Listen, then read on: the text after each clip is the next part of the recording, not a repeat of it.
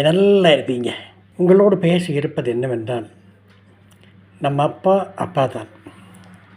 அப்பா பேசுவதற்கு கடுமையாக பேசுவார், எதையும் கண்டிப்போடு சொல்வார், கண்டிப்பாக நடத்துவார்.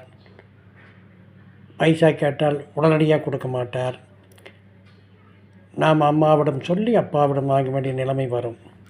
ஆனால் அப்பா நம்மேல் வைத்திருக்கிற பாசம் என்றும் அழியாதது, மாறாதது என்பதை புரிந்து கொள்ளத்தான் ஒரு கேட்ட கதையிலிருந்து ஒரு கதையை சொல்ல நான் ஆசைப்படுகிறேன். ஒரு தாயும் தகப்பனும் ஒரே ஒரு மகன். அந்த மகனை சிறிய வயதிலிருந்தே கண்டிப்போடு வளர்த்திருந்தார்கள்.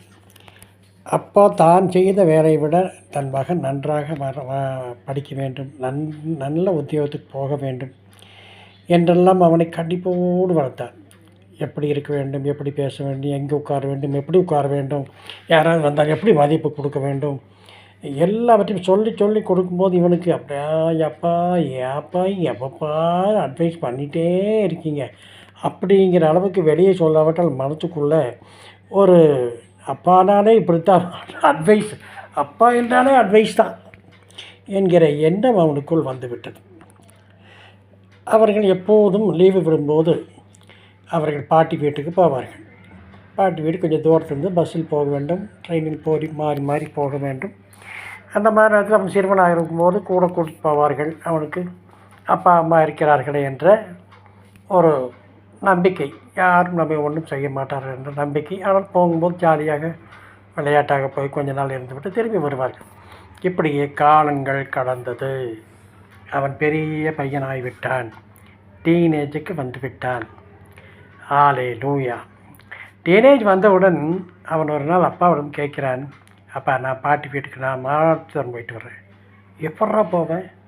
தெரியும்ப்பா, நான் பெரிய பையன் ஆகிட்டேன்ல, எனக்கு தெரியும்ப்பா, டே இப்படி போகணும், பஸ்ஸில் இப்படி உட்காரணும், பஸ்ஸில் வர்றவங்க இப்படி வந்தால் எப்படி இப்போ நடந்துக்கணும், எப்படி டிக்கெட் வாங்கணும், டிக்கெட் எத்தனை பஸ் முடிகிற வரைக்கும் பத்திரமா வச்சுக்கணும், எல்லாம் சின்ன குழந்தைக்கு சொல்லிக்கிறமா. அப்பா நான் பெரிய பையன் ஆகிட்டேனப்பா, என்னப்பா நீங்கள் அப்படின்னு அவன் சொன்னவுடன் அப்பா அவன் தலையாட்டி கொண்டு, சரி நான் சொல்கிறத சொல்லிட்டேன், நீ பத்திரமா வா என்று சொன்னான்.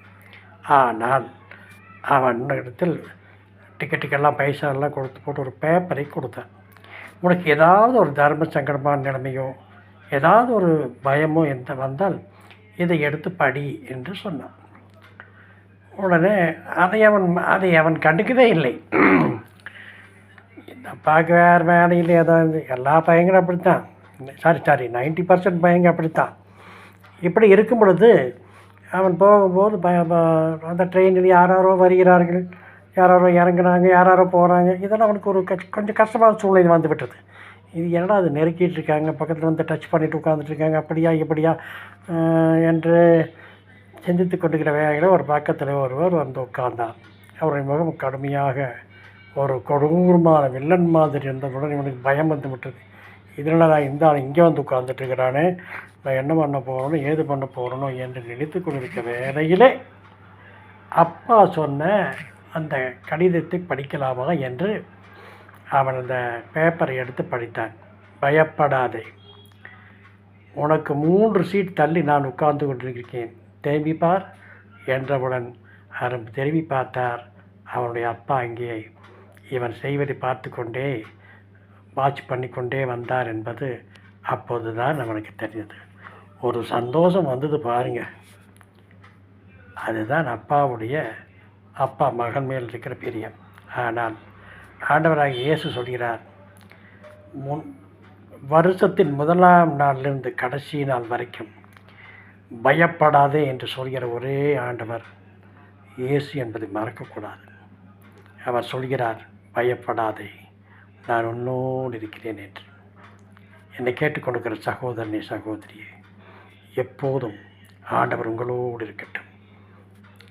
ஆண்டவர் உங்களோடு இருந்தால் எல்லாவற்றையும் அவர் பார்த்து கொள்வார். நீங்கள் கவலைப்பட வேண்டாம்.